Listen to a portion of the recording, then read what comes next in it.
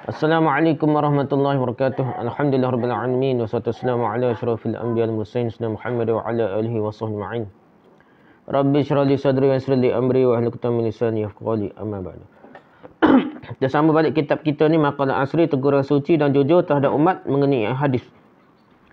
Teguran suci dan jujur terhadap umat mengenai hadis oleh Maulana Muhammad Asri Yusof. Kita bahagian yang ketiga, iaitu 99 usul dirayah bagi mengenal pasti hadis-hadis dhaif dan maudhu'. Kita sampai ke usul yang ke-63 dah. Sudah dah 63 tu dah. Kita masuk usul ke-64. Usul yang ke-64. Yang keempat ni usul kaedah yang keempat nak kenal hadis dhaif dan palsu. Iaitu hadis-hadis yang mengemukakan sesuatu peristiwa yang bercanggah dengan sesuatu yang disepakati oleh ahli sejarah muktabar. Sepakat dari sejarah muktabar, tiba-tiba dia bercanggah peristiwa tersebut. Contohnya ialah hadis yang diriwayatkan oleh Imam Muslim ini. Walaupun hadis Sahih Muslim, tahap Sahih Muslim dah, tapi apabila bercanggah, sanad kuat setahu mana pun, tak bolehlah bercanggah, silap lah. Hadis ni 4557 dah. Haddatsani Abbas bin Abdul Azim Al-Anbari wa Ahmad bin Ja'far Al-Ma'kiri qala haddatsna An-Nadr wa huwa ibnu Muhammad Al-Yamami qala haddatsna Ikrimah qala haddatsna Abu Zumail qala haddatsani Ibnu Abbas qala kana al-muslimuna la yanzuruna ila Abi Sufyan wa la yuqa'idunahu faqala lin-nabi sallallahu alaihi wasallam ya nabiy Allah salasun a'tinihinna qala na'am qala 'indi ahsanul arabi wa ajmaluhu Ummu Habibah bintu Abi Sufyan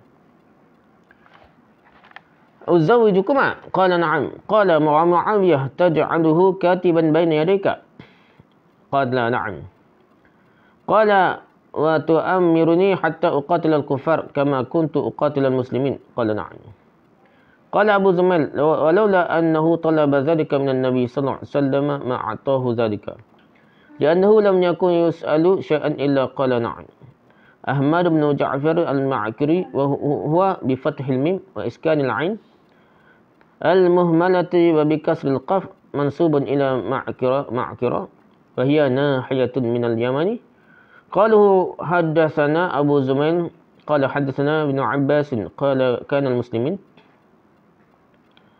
la yanzuruna ila Abi Sufyan wa la yuqa'idunahu faqala an-nabi sallallahu alaihi wasallam ya nabiy Allah salatun a'tinihinna qala na'am qala 'indi ahsanul arabi wa ajmaluhu Ummu Habibah binti Abi Sufyan uzawwijakaha qala na'am qala Muawiyah taj'aluhu katiban bayna yadayka qala na'am qala wa tu'ammiruni hatta uqatila al-kuffara kama kuntu uqatila al-muslimin qala na'am qala Abu Zumail walaula annahu talaba dhalika min an-nabi sallallahu alaihi wasallam ma a'tahu dhalika li'annahu lam yakun yus'alu syai'an illa qala na'am amma Abu Zumail fa bi dhammi az-zay wa fathi al-mim wa iskan al-ya wa ismuhu Simak bin al-Walid al-Hanafi al-Yamami thumma al-Qufi wa amma qaluhu ahsan al-arabi wa ajmaluhu fa huwa kaqawlihi kana an-nabiy sallallahu alaihi wasallam ahsana an-nasi wajhan wa ahsanuhu khalqan wa qad sabaqa syarhu fi fadail an-nabi sallallahu alaihi wasallam wa mithluhu al-hadith ba'dahu fi nisa'i quraish ahnahu ala walidi wa ar'ahu li zawji qala Abu Hatim as-Sajistani wa ghayruhu ay wa ajmaluhum wa ahsanuhum wa ar'ahum lakin la yatakallamuna bihi illa mufradan قال النحويون معناه وأجمل من هناك واعلم أن هذا الحديث من الأحاديث المشهورة بالإشكال ووجه الإشكال أن أبو سفيان إنما أسلم يوم فتح مكة سنة 8 من الهجرة وهذا مشهور لا خلاف فيه وكان النبي صلى الله عليه وسلم قد تزوج أم حبيبة قبل ذلك بزمن طويل قال أبو عبادة وخليفة بن خياط وابن البرقي والجمهور تزوجها سنة 6 وقيل سنة 7 قال القاضي إعد واختلفوا أين تزوجها فقيل بالمدينة بعد قدومها من الحبشة وقيل الجمهور بأرض الحبشة قال واختلفوا في من عقد له عليها هناك فقيل عثمان وقيل خالد بن سعيد بن العاص بإذنها وقيل النجاشي لأنه كان أمير الموضع وسلطانه. قال القاضي والذي في مسلم هنا أنه زوجها أبو سفيان غريب جدا فخبرها مع أبي سفيان حين ورد المدينة في حال كفره مشهورا ولم يزد القاضي على هذا. وقال ابن حزم هذا الحديث وهم من بعض الرواة لأنه لا خلاف بين الناس أن النبي صلى الله عليه وسلم تزوج أم حبيبة قبل الفتح بدهر وهي بأرض الحبشة وأبوها كافر. في رواية عن ابن حزم أيضا أنه قال موضوع. قال والآفات فيه من عكرمة بن عمار الراوي عن أبي زمين. وأنكر الشيخ أبو عمرو بن العاصلة رحمه الله هذا عن ابن حزم وبالغ في الشناعة عليه. قال وهذا القول من جسارته فإنه كان هجوما على تخطئة الأئمة الكبار وإطلاق اللسان فيهم. قال ولم نعلم أحدا من أئمة الحديث نسب عكرمة بن عمار إلى وجه الحديث وقد وثقه يحيى بن معين وغيرهما وكان مستجاب الدعوة. قال ومن توهمه ابن حزم من منافاة هذا الحديث لتقدم زواجها غلط منه وغفلة لأنه يحتمل أنه سأله تجديد عقد النكاح تطييبا لقلبه لأنه كان ربما يرى عليها غضاضة من رياسته ونسبه أن تزوج بنته بغير رضاه أو أنه ظن أن الإسلام الأبي في مثل هذا يقتضي تجديد العقد وقد خفي أوضح من هذا عن أكبر مرتبة من أبي سفيان ممن كثر علمه وطالت صحبته. هذا كلام أبي عمرو رحمه الله. وليس في الحديث أن النبي صلى الله عليه وسلم جدد العقد ولا قال لأبي سفيان إنه يحتاج إلى تجديده.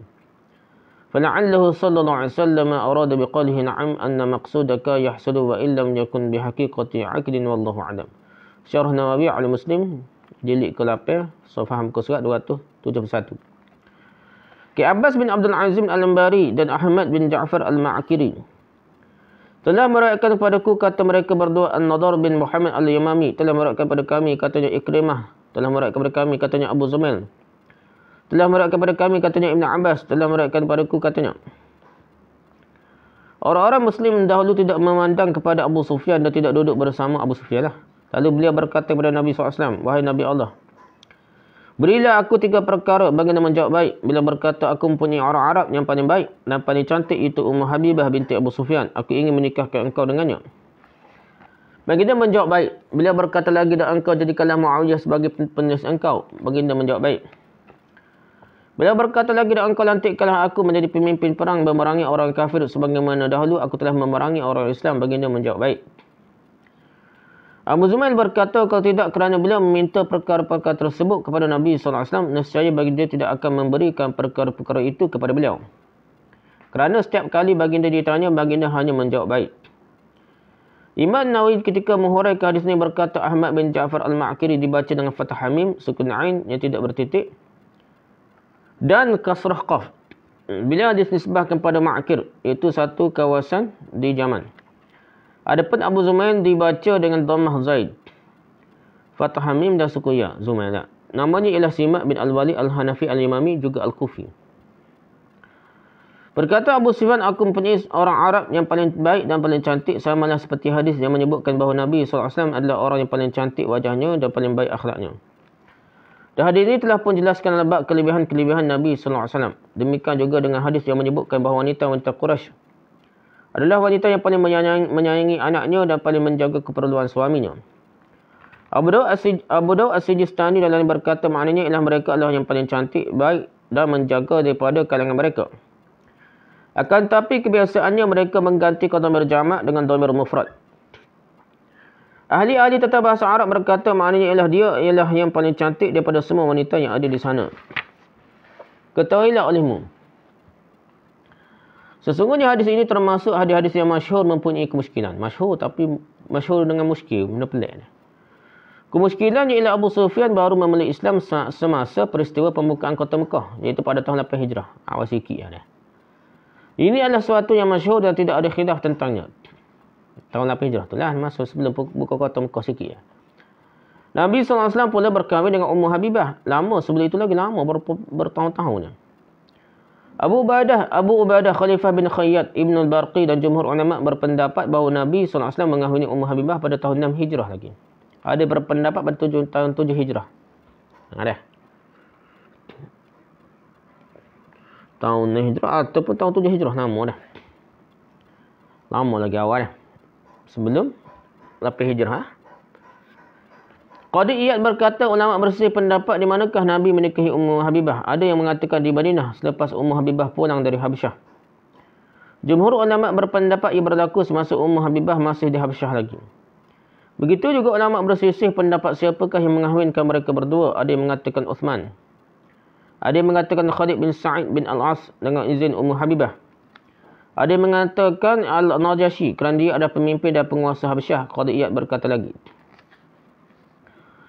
Di dalam riwayat Muslim ini dinyatakan bahawa Abu Sufyan yang mengahwinkan mereka berdua. Ini adalah sesuatu yang sangat pelik. Sedangkan cerita tentang usikan Ummu Habibah terhadap Abu Sufyan ketika Abu Sufyan datang ke Madinah. Ketika beliau masih kafir adalah sesuatu yang masyhur juga. Itu saja yang disebutkan oleh Qadi Iyad. Jadi dia tarik batan Abu Sufyan duduk ni. Dia tak molek lah kepada Abu Sufyan. Ibn Hazm pula berkata, maksudnya kahwin dah masa tu. Masuk kafir lagi, bukan masuk Islam. Macam ni cerita nak pergi bersama Nabi, masuk Islam dah ni. Masa ni kafir, balah lagi dah. Anak beranak berbalah, anak nepuk dah. Ibn Hazm pula berkata hadis ini merupakan satu kekeliruan yang berlaku kepada sebahagian perawi. Ini kerana tidak ada khilaf dalam kalangan ulama bahawa Nabi SAW berkahwin dengan Ummu Habibah lama sebelum peristiwa pembukaan kota Mekah lagi. Ketika Ummu Habibah masih berada di Habsyah dan ayahnya Abu Sufyan masih belum memeluk Islam lagi. Dalam setengah riwayat daripada Ibn Hazm, beliau menyebutkan bahawa hadis ini maudhu', palsu teguhnya. Dan puncanya ialah daripada perawi bernama Ikrimah bin Amr yang meriwayatkan daripada Abu Zumail. Dia satu pereka dia. Syekh Abu Amr bin Salih tidak bersetuju dengan Ibn Hazm dalam masalah ini dan mengkritiknya dengan kritikan yang tajam. Beliau berkata perkataan Ibn Hazm ini berpunca dari sikap kelancangannya. Beliau seringkali menyerang dan menyalahkan imam-imam besar dan mencela mereka. Ibn Salah berkata lagi, kami tidak mengetahui seorang pun daripada imam-imam hadis yang menuduh Ikrimah sebagai pereka hadis. Bahkan ia dianggap thiqah oleh Waqi', Yahya bin Ma'in dan lain-lain. Beliau juga adalah seorang yang doanya mustajab. Dakwaan Ibn Hazm bahawa hadis ini bertentangan dengan kenyataan sejarah. Bahawa Nabi telah mengahwini Ummu Habibah lama sebelum itu adalah satu kesilapan. Tak kealpaan daripada beliau. Ini kerana kemungkinan makna hadis ini ialah Imam Abu Sufyan meminta kepada Nabi supaya memperbaharui akad nikah sekali lagi. Untuk menyedapkan hatinya. Kerana boleh jadi bila merasakan bahawa perkahwinan anaknya tanpa persetujuannya itu sedikit sebanyak mencalarkan keturunannya dan kedudukannya sebagai pemimpin. Ini takwil Ibn Salah lah untuk membenarkan hadis ini. Tegur pada Imam Nawawi ni, Ibn Salah. Boleh jadi juga beliau menyangka bila seorang ayah baru memeluk Islam dalam keadaan seperti ini, dia perlu memperbaharui akad nikah anaknya. Ini tidak mengharankan kerana masalah yang lebih jelas daripada masalah ini pun pernah tidak diketahui hukumnya. Orang yang lebih tinggi kedudukannya daripada Abu Sufyan dan lebih banyak ilmunya serta lama persahabatannya dengan Nabi SAW sekalipun. Demikian disebutkan oleh Ibn Salah. Akan tetapi dalam hadis ini tidak ada disebutkan bahawa Nabi SAW memperbaharui akad nikahnya. Dia tak ada sebut, siapa-siapa pun tak ada sebut akad nikah diperbaharui oleh Nabi, tak ada. Riwayat lain kau apa tak ada. Tidak ada juga Nabi mengatakan pada Abu Sufyan bahawa akad nikah itu perlu diperbaharui, tak kata juga. Oleh kerana itu kemungkinan perbuatan Nabi SAW mengiyakan perkataan Abu Sufyan dengan berkata baik saja na'am. Soalan maksud baginda ialah apa yang engkau masukkan itu sudah berlaku tanpa memerlukan pada akad yang baru. Allah lebih mengetahuinya. Syarah Nawawi ala Sahih Muslim jilid 2 halaman 271. Lah mana pun hadis ini tetap bermasalah lah. Menjadi kritikan besar namaklah terhadap Sahih Muslim hak nilah. Dalam hadis yang dalam Sahih Muslim dia bermasalah dah. Betul ada hadis if selagi dia hadis. Ada perbahasan panjang lah. Pertentangnya maksudnya ada masalah. Pelik.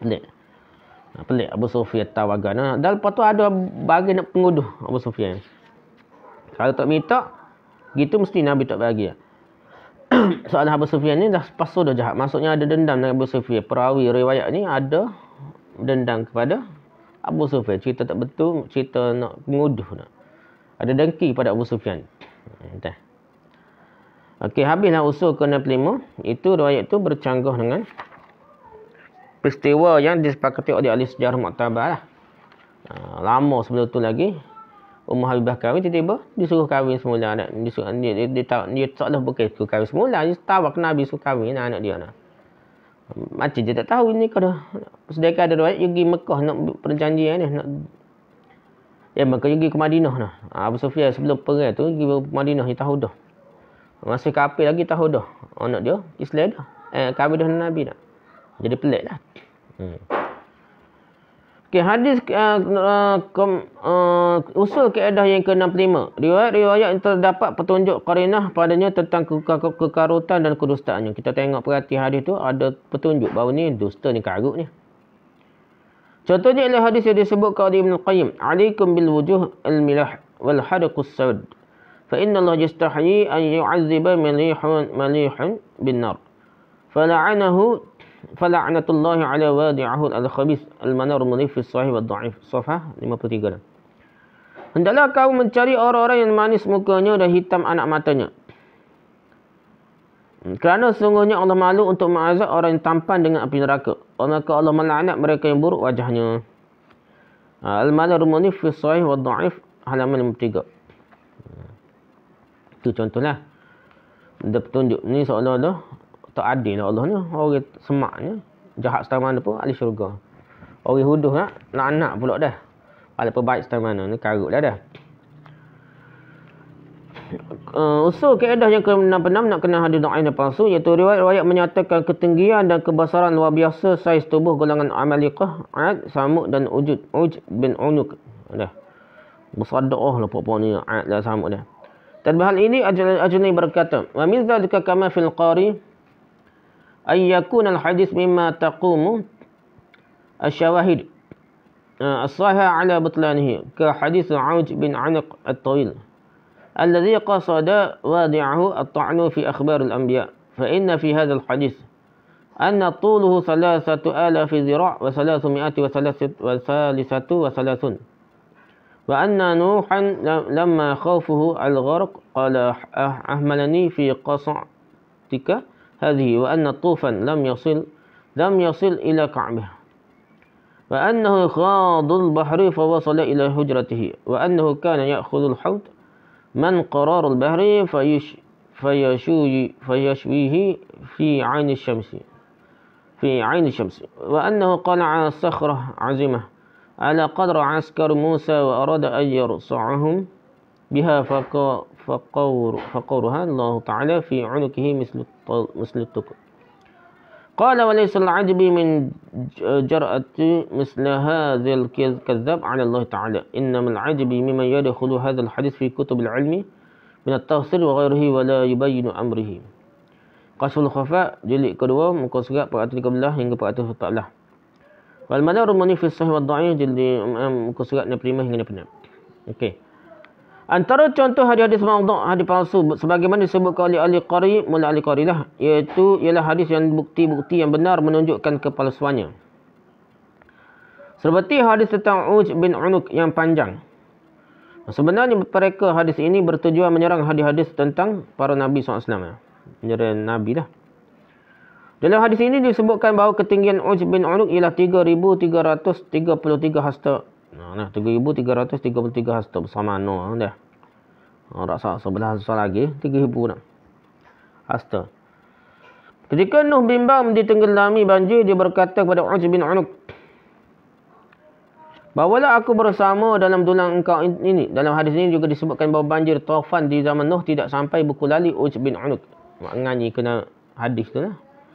Mak nganyi kepada Nabi Nuh. Selain itu, apabila beliau merendah lautan, air laut hanya berada di paras dadanya. Beliau juga menangkap ikan paus dari dasar laut, lalu memanggangnya di dekat matahari. Beliau mengangkat batu yang sangat besar seluas ke semua tentera Nabi Musa dan ingin menghempak mereka semuanya dengannya. Lalu Allah melubangi batu itu dan meletakkannya di lehernya seperti sigai. Ali Al-Qari berkata, tidaklah mengherankan jika seorang pendusta besar berani mereka hadis seumpama ini. Apa yang mengherankan ialah mereka yang memasukkan hadis ini ke dalam kitab-kitab ilmu seperti tafsir dan lain-lain tanpa menjelaskan kedudukannya. Nah, tafsir ni Kitab tafsir banyak Israiliyat, macam Israiliyat lah, cerita-cerita karut, qoya, fantasi. Rujuk Kashful Khafa wa Muzil al-Ilbas jilid 2 halaman 413 hingga 414. Muhammad bin Abu Bakar bin Qayyim al-Jauziyah dan Al-Manar al-Munif fi Sahih wa Dhaif halaman 65 hingga 66. Usul yang ke-67, kaedah yang ke-67. Riwayat-riwayat menyatakan kelebihan bukit-bukit seperti Tursina, Qaf dan lain-lain. Contohnya ialah Inna qafa jabal min zabar jaddu khadra muhitu bid dunya ka ihatatul ihait bil bistan was sama wadi'atu aknafiha alaihi al manar al-munif fi sahih wa dhaif safhah 66. Sesungguhnya Qaf ialah bukit daripada permata Zabarjad yang berwarna hijau. Ia menutupi sekeliling dunia seperti tembok yang menutupi sekeliling kebun. Langit pula meletakkan lindungan bayangnya di atasnya. Al-Manar al-Munif fi Sahih wa Dhaif halaman depan. Jadi hadis ni pun palsu dah. Kelebihan bukit Zabarjad lah apa tu, cerita-cerita riwayat-riwayat khayal dah lah. Usul yang kaedah yang ke-8. Riwayat-riwayat menyatakan tentang kehidupan semula kedua ibu bapa Nabi Muhammad SAW atau menyatakan dengan jelas tentang mereka berdua sebagai ahli syurga. Ini ada lah. Masuk itu sendiri lah. Mana? Nampak mari hadis-hadis ni. Hadis tu memang jelas palsu. Tiba-tiba dia belik juga nak boleh terima dah. Tak apalah dah. Jadi hadis cerita kedua Nabi bangkit semula suruh boleh mengucap masuk Islam mula tiba-tiba mati. Lepas tu jadi ahli syurga ibu bapa Nabi, semua tu hadis palsu dah. Hadis usul kaedah yang ke-9. Riwayat-riwayat menyatakan tentang keimanan kedua ibu bapa Nabi Muhammad SAW dan keimanan Abu Talib. Ni biasanya Sufi dan Syiah lah kuat perkara ni. Abu Talib pun dia kata beriman juga. Pak Nabi Muhammad SAW pun beriman juga dah. Mati dalam keadaan beriman dah. Ataupun ada satu riwayat dia kata bangkit semula suruh ngucap mati mula dah. Nak suruh dia tetap beriman. Ada dua riwayat tu lah. Jadi benda tu karib berlaku lah. Tak sahih. Yang ke-70 riwayat-riwayat memuji kecantikan rupa paras. Hadis usul kaedah yang 70 ni. Hadis yang puji kecantikan rupa paras tu hadis palsu, hadis lemah. Dalam hal ini Al-Ajlani berkata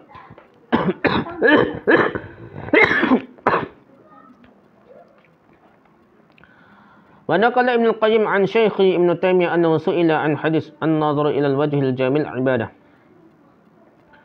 فأجاب بأنه كذب باطل على رسول الله صلى الله عليه وسلم لم يروه أحد بإسناد صحيح بل هو من الموضوعات ومثله النظر إلى الخضرة يزيد في البصر والنظر إلى المرأة لحسناء يزيد في البصر فإنه موضوع كما قاله الصغاني.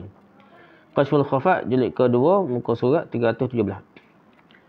Ibn al-Qayyim menceritakan bahawa gurunya Ibn Taimiyah telah ditanya tentang hadis melihat wajah yang indah itu adalah satu ibadah. Ibn Taimiyah menjawab bahawa hadis itu adalah hadis yang batil yang direka-reka atas nama Rasulullah SAW. Tidak ada siapa yang meriwayatkannya dengan sanad yang sahih, bahkan ia termasuk dalam hadis-hadis maudhu', hadis palsu. Begitu juga hadis melihat kepada pemandangan hijau menguatkan penglihatan dan melihat kepada wanita yang cantik menguatkan penglihatan. Hadis ini ialah hadis maudhu', hadis palsu sebagaimana yang dihukumi oleh As-Saghani.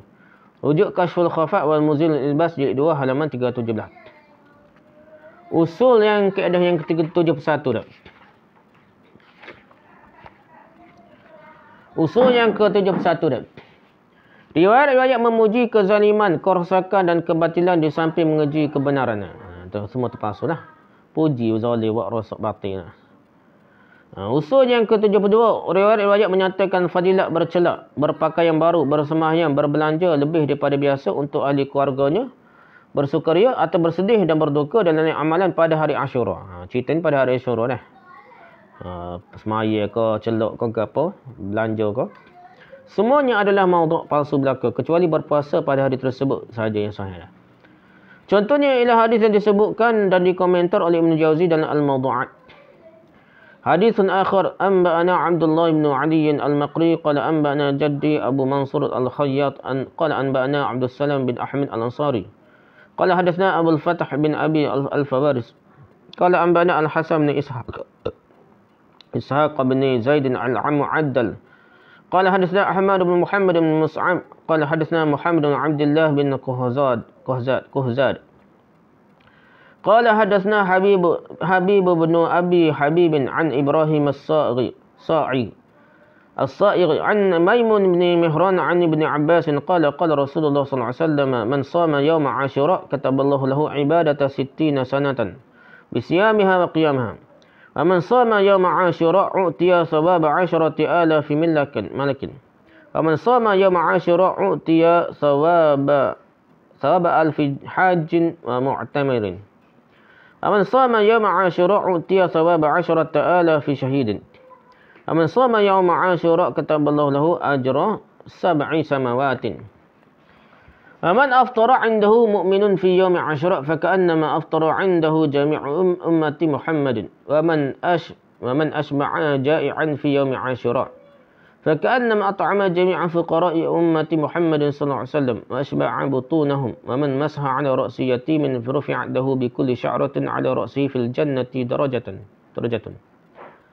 قال فقال عمر يا رسول الله لقد فضلنا الله عز وجل بيوم عاشوراء قال نعم خلق الله عز وجل يوم عاشوراء والأرض كمثله وخلق الجبال يوم عاشوراء والنجوم كمثله وخلق القلم يوم عاشوراء واللوح كمثله وخلق جبريل يوم عاشوراء وملائكته يوم عاشوراء وخلق آدم يوم عاشوراء وولد إبراهيم يوم عاشوراء ونجاه الله من النار يوم عاشوراء وفداه الله يوم عاشوراء وغرق فرعون يوم عاشوراء ورفع إدريس يوم عاشوراء وولد في يوم عاشوراء وتاب الله على آدم في يوم عاشوراء وغفر ذنب داود في يوم عاشوراء وعطى الله الملك لسليمان يوم عاشوراء وولد النبي صلى الله عليه وسلم في يوم عاشوراء واستوى الرب عز وجل على عرشه يوم عاشوراء ويوم القيامة يوم عاشوراء هذا حديث موضوع بلا شك قال أحمد بن حنبل كان حبيب بن أبي حبيب يكذب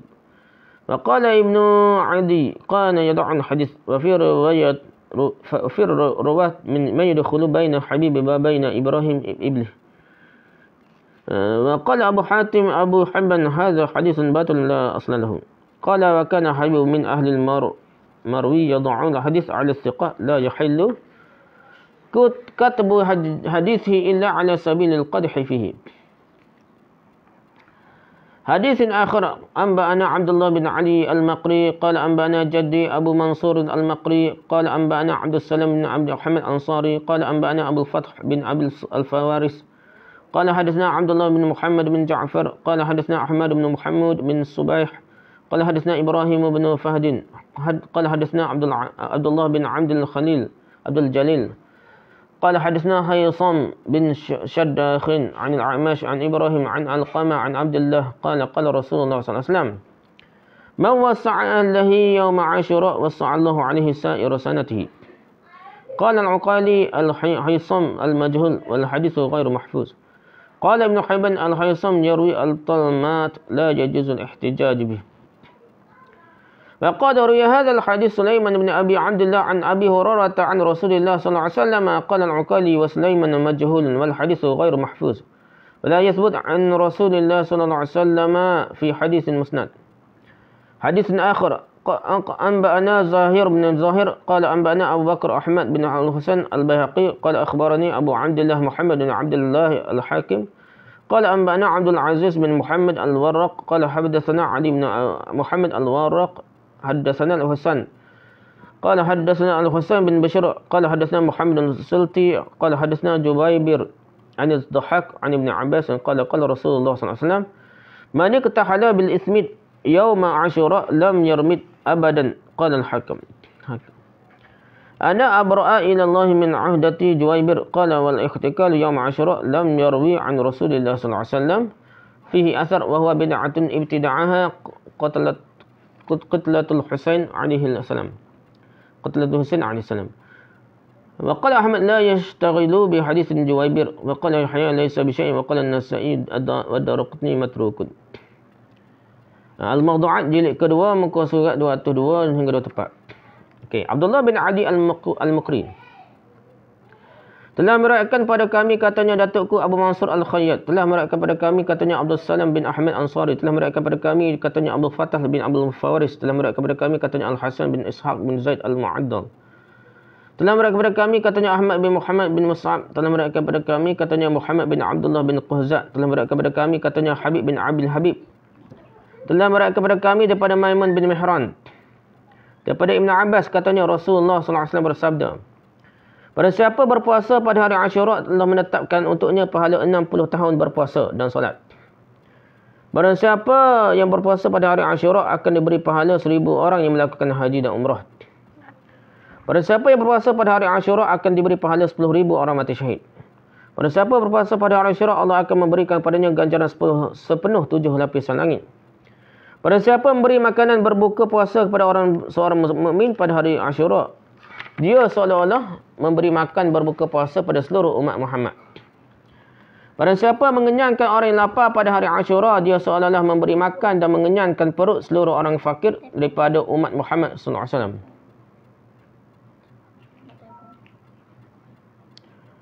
Pada siapa menyapu kepala anak yatim akan diangkat darjatnya dalam syurga dengan setiap helaian rambut di atas kepala anak yatim itu.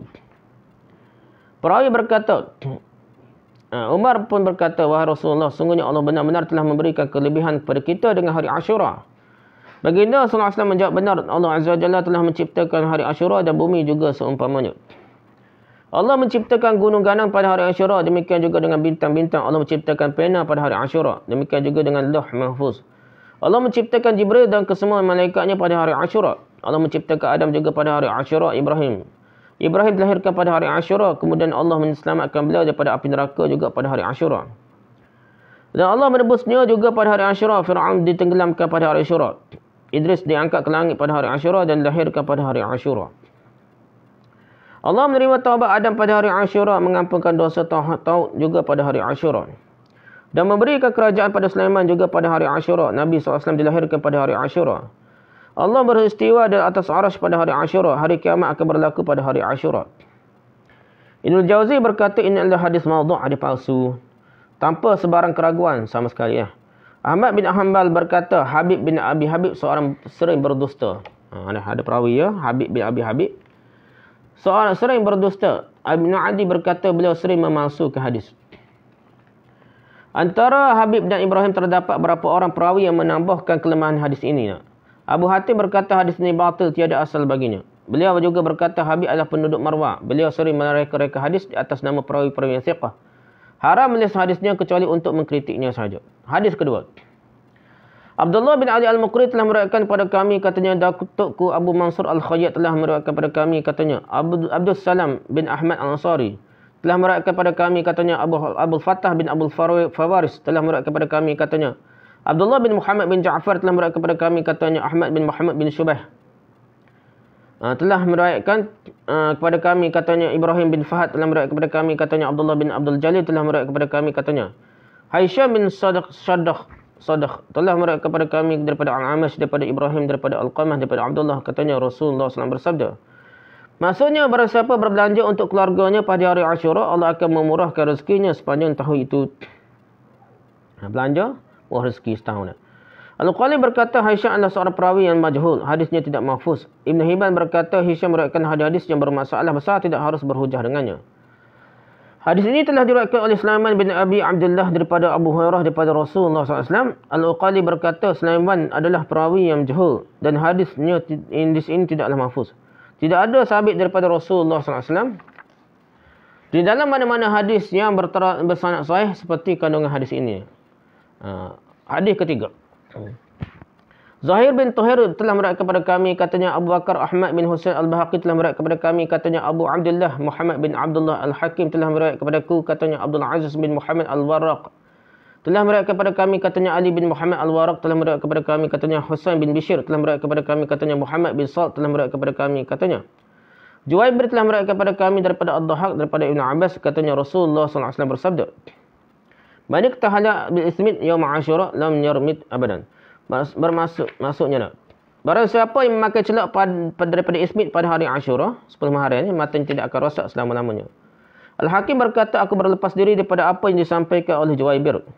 Bila berkata lagi bercelak pada hari Asyura, tidak ada diriwayatkan sebarang hadis berkenaannya daripada Rasulullah SAW. Ia adalah sebuah perbuatan bid'ah yang dimulakan oleh pembunuh-pembunuh Husain AS. Jadi, hak bergembira kau gapo kau pembunuh Husain lah. Merosakkan mana. Jadi sebelum Asyura ni tak ada wujud pun kelebihan apa lah. Syiah dan pokok lampau ni ia reka dia lah. Ahmad berkata tidak perlu seorang menyebutkan diri dengan hadis Jawaibir. Dia berkata dia tidak boleh dipakai. An-Nasa'i dan Al-Darqutni berkata dia adalah perawi matruk.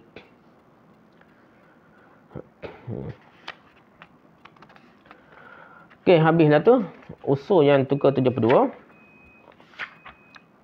Iaitu riwayat fadilat bercelak berbelanja pada hari Asyura lah. Atau hadis maudhu' lah. Termasuk ni lah. 3 contoh hadis. Okey, yang ke-73. Yang mana lagi?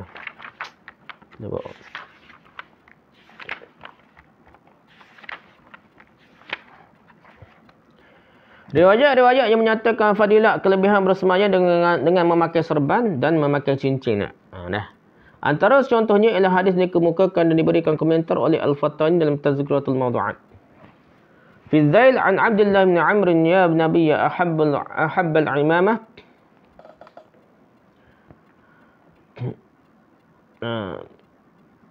Ya Nabi ahabbal imamah ya Nabi i'tama tabjalu wa takrumu wa tawqiru wa la yaraku syaitan illa walla hariban sami'tu an-nabiy sallallahu alaihi wasallam yaqulu inna salatan bi'imamatin ta'dilu 25 salatan bighairi imamah wa jumu'atun bi'imamatin ta'dilu 70 jumu'atan bighairi imamah innal malaikata la yashhaduna al-jum'ata mu'tammina wa la yazaluna yusalluna 'ala ashabil 'amaimi hatta taghrub asy-syamsu. Qala Ibn Hajar mawdu'. وفيه عباس بن كثير لم أرى له ذكرا في الغرباء وفيه غيره قلت أخرجه ابن عساكر الدلمي قال المذنب فيه أيضا العباس المذكور. Tazkiratul Mawdu'at jilid ke-1 safhah 158. 156. Wahai Nabi, aku mencintai serban. Wahai Nabi, pakai serban, engkau akan disegani, dimuliakan dan dihormati. Dan syaitan tidak melihat engkau, melainkan dia akan berpaling daripada engkau dia. Daripada Abdullah bin Umar. Daripada Abdullah bin Umar, katanya aku mendengar Rasulullah SAW bersabda, Inna salatan bi'imamatin ta'dilu 25 salatan bighairi imamatin wa jum'atin bi'imamatin ta'dilu 70 jum'atan bighairi imamatin.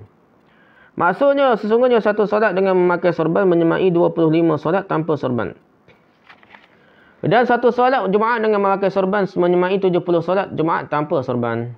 Demikian juga hadis Innal malaikata la yashhaduna al-jum'ata mu'tammina wa la yazaluna yusalluna ala ashabil amaim fi ala ashabil amaim hatta taghrub asy-syamsu. Maksudnya sungguhnya para malaikat benar-benar menjadi saksi bagi solat Jumaat yang dilakukan dengan memakai serban. Mereka sentiasa berselawat memohon keampunan kepada orang yang memakai serban sehingga matahari terbit. Imam Mahdi. Al-Fattani berkomentar, Ibn Hajar berkata hadis ini maudhu', hadis ini palsu. Ibn Hajar Asqalani kata, dalam sanadnya terdapat perawi bernama Abbas bin Kathir. Aku tidak mendapati namanya disebutkan dalam hadis yang qarib. Dalam sanad ini juga terdapat perawi lain yang bermasalah. Aku berkata hadis ini diriwayatkan oleh Ibn Syakir dan Ad-Dalami dan dalam sanadnya juga terdapat Abbas yang disebutkan tadi. Rujuk Tazkiratul Mawdu'at halaman 176. Usul yang ke-74.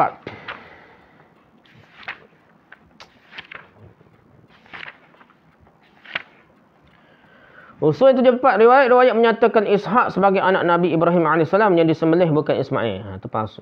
Itulah hadis itu riwayat palsu dah. Yang sahihnya Ismail lah. Usul yang ke-75.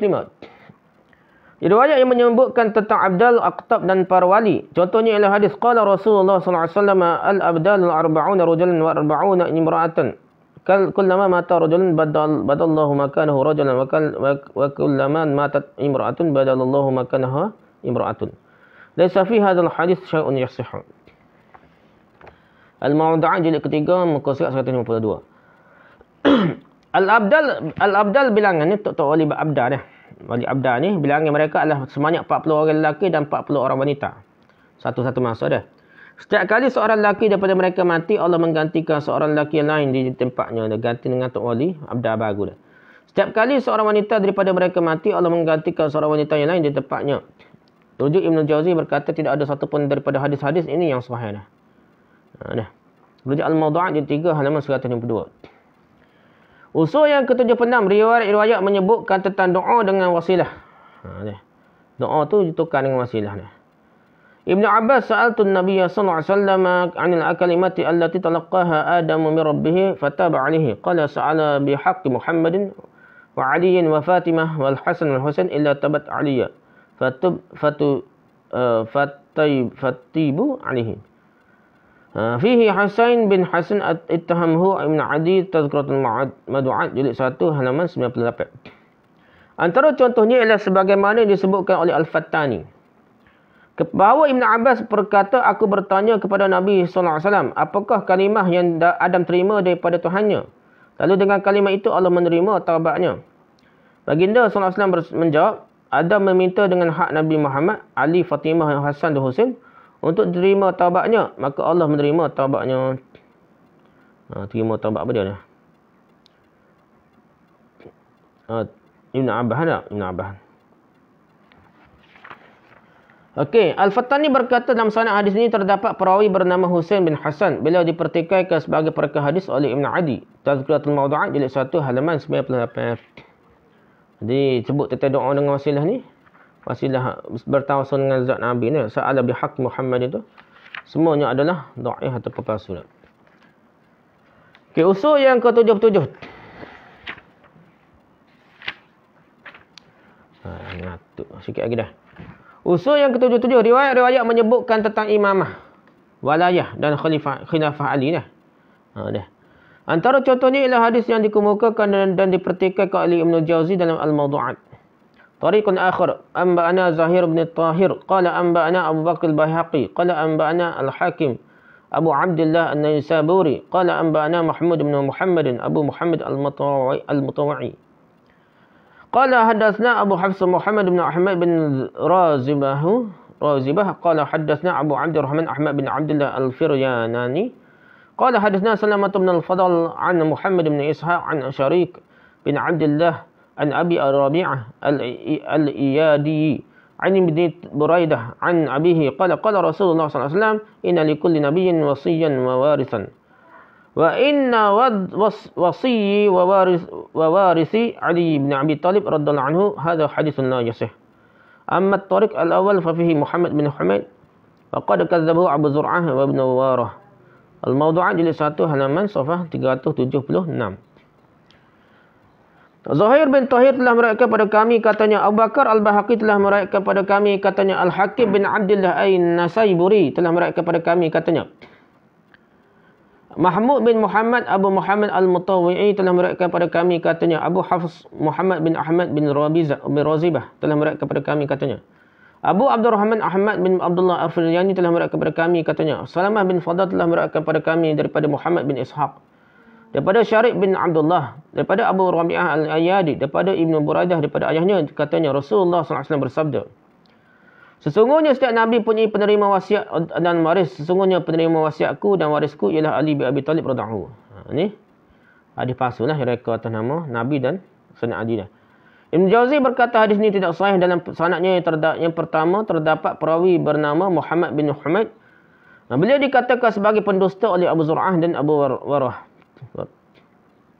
Rujuk Al-Mawdu'at jilid 1 halaman 376. Hadis yang cerita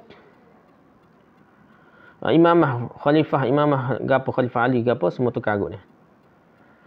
Usul yang ke-73, riwayat yang menyatakan tentang kebenaran Ali dalam setiap pertelingkahan yang berlaku antara beliau dengan para sahabat yang lain semasa pemerintahannya betul berlaku. Ali salah. Tidak ada hadis yang khusus kita Nabi sokong Ali. Usul yang ke-79, riwayat mencela atau memburuk-burukkan para isteri Nabi Muhammad SAW seperti Aisyah disalak anjing Ahab dan lain. Ini terkenal lah ramai ulama berhujah. Padahal hadis itu masalah. Tak tahu mana Hawab ni kalau ada pun bawah Mekah dia. Tidaklah berada di antara Madinah dengan Iraq. Nampak karut lah. Hawab ni tidak ada antara perjalanan. Okey, yang ke-80.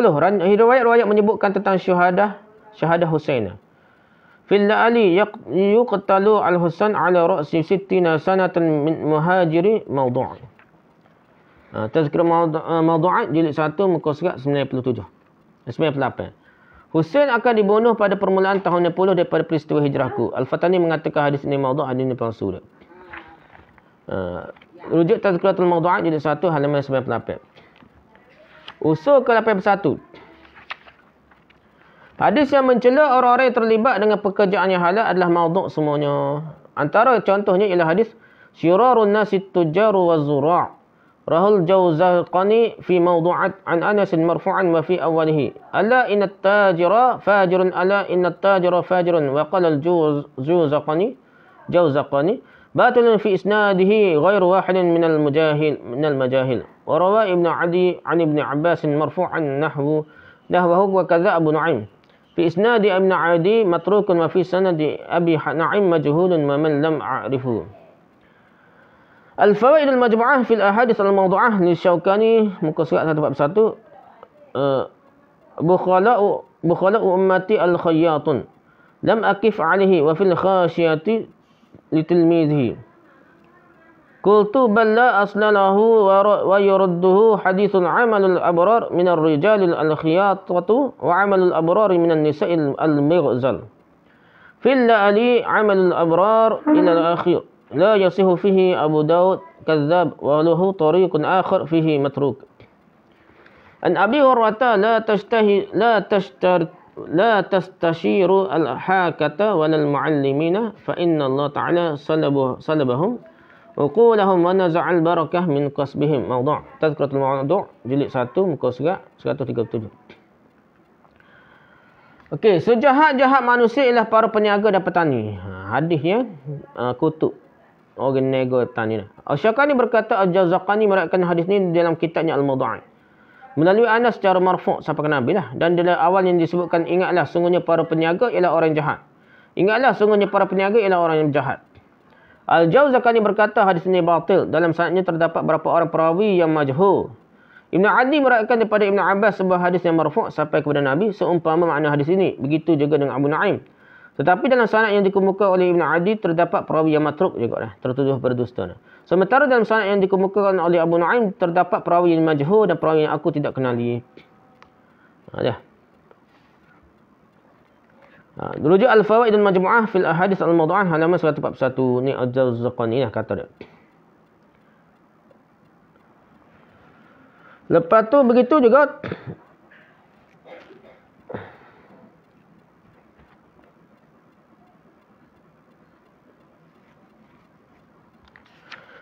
dengan hadis orang-orang yang bakhil daripada kalangan umatku ialah tukang-tukang jahit. Dikutuk orang tukang jahit ni.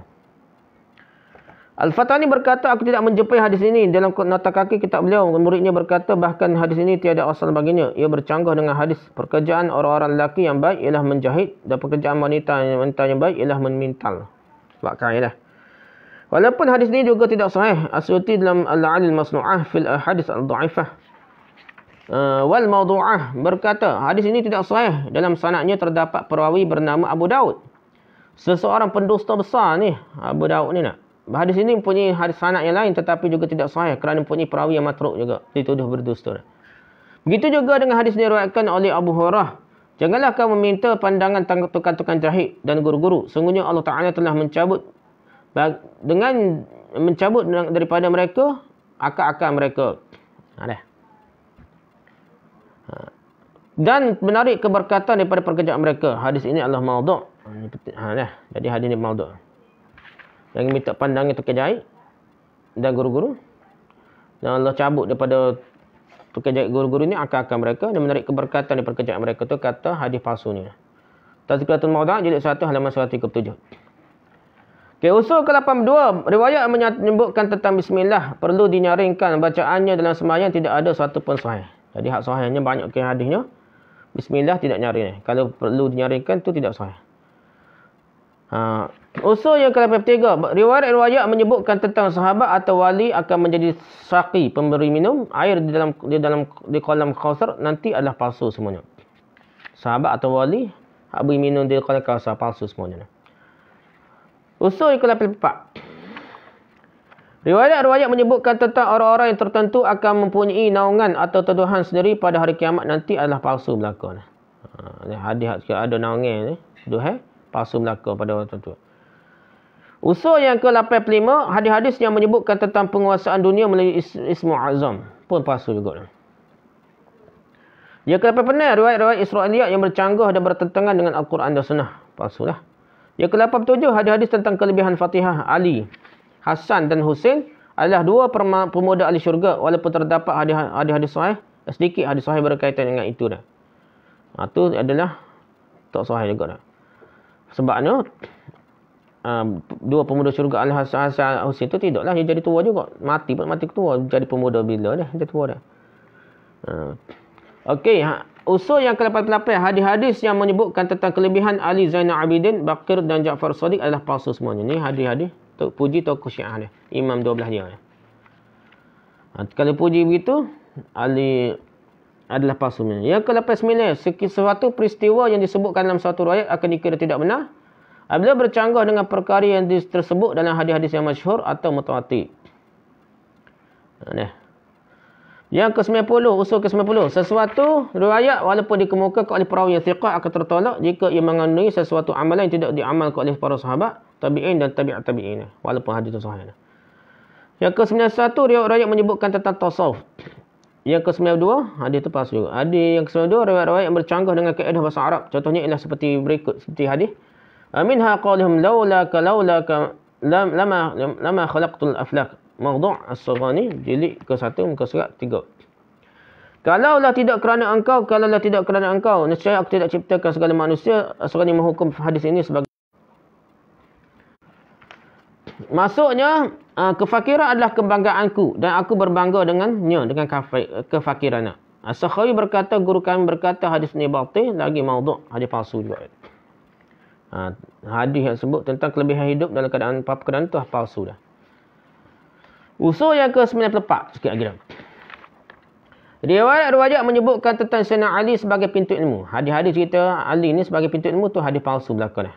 Hadis anna madinatul ilmi wa aliyun babuha. At-Tirmizi min hadis Ali wa qala munkar. Ama ankarahu al-Bukhari ra'san wal Hakim fi mustadrakihi min hadis Ibn Abbas wa qala sahih. Qala Dhahabi bal huwa mawdu'. Qala Abu Zur'ah kam khalqul uftudihu fihi وقال يحيى بن معين لا أصل له وكذا قال أبو حاتم بن سعيد وقال الدارقطني غير ثابت وقال ابن دقيق عن عيد لم يثبته فذكره ابن الجوزي في الموضوعات الدر المنشرة في الأحاديث المشهورة jilid 1 halaman 3. Hadis tu bunyi ni, aku adalah kota ilmu sementara Ali adalah pintu ilmu dah. As-Suyuti memberi komentar terhadap hadis ini dengan berkata hadis ini diriwayatkan oleh At-Tirmizi melalui Ali dan beliau berkata hadis ini mungkar. Al-Bukhari juga menganggapnya mungkar. Al-Hakim meriwayatkannya melalui Abbas dalam Mustadrak Hakimnya dan berkata hadis ini sahih. Imam Hakim saja kata sahih. Az-Zahmi mengomentari kata-kata Al-Hakim dengan berkata bahkan ia adalah mawdu'. Abu Zur'ah berkata berapa ramai yang terpedaya dengan hadis ini. Yahya bin Ma'in berkata tiada asal baginya. Demikian juga yang dikatakan oleh Abu Hatim bin Sa'id. Al-Daraqutni berkata hadis ini tidak sabit. Ibn Daqiq Al-Aid berkata para ulama tidak mensabitkannya. Ibn Jauzi memasukkan hadis ini dalam kitabnya Al-Mawdu'at Ad-Durar Al-Muntashirah fil Ahadits Al-Mustahirah jilid 1 halaman 3. Hadis menyebut tentang Sayyidina Ali sebagai pintu ilmu terpalsu belaka dah.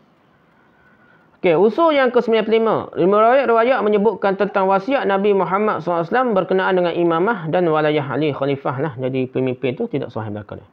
Yang ke-96, riwayat menyatakan akal sebagai kejadian pertama adalah mawdu', palsu kesemuanya. Riwayat kata akal sebagai kejadian pertama palsu semuanya. Antaranya ialah hadis awal ma khalaqallahu al-aql faqala lahu aqbala fa aqbala thumma qala wa a'azani wa jalali ma khalaqtu ashrafa minka fabika akhizan biwabika a'tiya wa bika asbata wa bika u'aqibu. Qala As-Saghani mawdu' bi ittifaq kashful khafa jilid 1 muka surat 263. Okay, makhluk yang pertama Allah ciptakan ialah akal. Ni hadis palsu ni lah tak? Kemudian Allah berkata kepadanya, datanglah. Lalu ia datang. Kemudian Allah berfirman, demi kemuliaan dan keagunganku, aku tidak ada menciptakan makhluk yang lebih mulia daripadamu. Daripada akal tu lah. Dengan engkau lah aku mengambil. Dengan engkau lah aku memberi. Dengan engkau aku memberi pahala. Dengan engkau aku menghukum.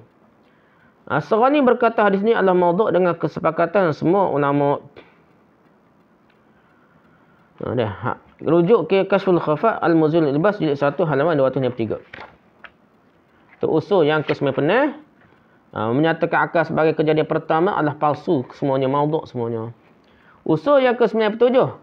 Riwayat menyatakan Nur Muhammad sallallahu alaihi wasallam sebagai makhluk pertama, semuanya maudhu', semuanya palsu. Usul yang ke-98. Riwayat menyatakan kejadian seorang manusia daripada nur ilahi sudah tentu maudhu'. Jadi hadis riwayat mengatakan kejadian seorang daripada nur ilahi maudhu' palsu. Nur daripada Nur Muhammad juga telah dah. Wahdatul wujud dah. Usul yang ke-99 semua riwayat tentang panjitan. Konsep yang dikaitkan dengan Nur Muhammad dalam Syiah adalah maudhu'. Hak tunjuk tangan gini tu simbol panjatan, simbol apa kata itulah email 12 dia dah. Email tu 5 orang daripada email 12 dia lah. Dia Nabi, Ali, Hasan, Husain, Fatimah. Itu panjatan dia. Jadi adakah waktu ambil tangan gini terus unsur Syiah ataupun apa ni world order ke immunity ke apa tak boleh lah. Sebab dari dunia ramai guna simbol tapak tangan ni. Tak kira apa pasal dia dah. Okay, demikianlah 99 usul dirayah yang patut dijadikan batu penguji oleh setiap orang Islam apabila berhadapan dengan sesuatu kisah, hikayat, cerita, riwayat atau hadis. Usul-usul ini juga pasti akan dapat merungkai sebahagian besar daripada kemungkinan-kemungkinan yang timbul dalam masyarakat akibat tersiarnya hadis-hadis palsu. Jadi kita belajar hadis cara ni supaya kita ni tidak memforward lah hadis-hadis palsu tu. Dan kita boleh berhati-hati dengan orang yang forward pada kita hadis palsu bagi kita faham. Ni karut, ni palsu. Wallahu alam. Abilah usul kaedah bahagian ketiga teguran suci dan jujur terhadap umat mengenai hadis ni, itu dalam bab 99 usul dirayah. Bahagian 3 ni 99 usul dirayah bagi mengenal pasti hadis dhaif dan maudhu'. Selesai dah. Ada 99 usul, 99 kaedah. Wallahu a'lam. Subhanakallahumma wa bihamdika, subhanakallahumma wa bihamdika, asyhadu an la ilaha illa anta, astaghfiruka wa atubu ilaik. Assalamualaikum.